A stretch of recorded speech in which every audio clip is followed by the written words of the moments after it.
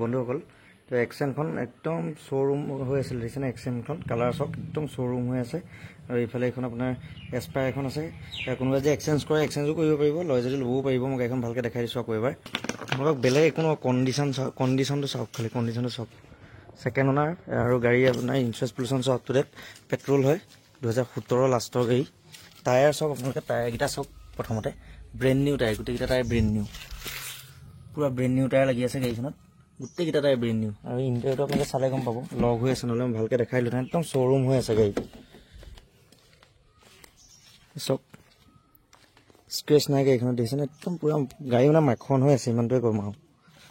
টায়াৰখিনি আপোনালোকে চাওক দেখিছেনে টায়াৰ চাওক আৰু এইফালে চাওক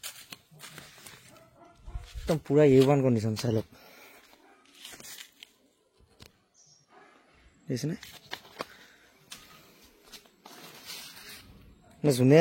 লয় মানে এটাই কম যে গাড়ীখনত 10 টকাটো খৰচ কৰিব নালাগে ইমান ধুনীয়া হৈছে গাড়ীখন মানে কেলৈ অলপ লেতেৰা হৈছে চৰাই তৰাই হাগি থোৱা আছে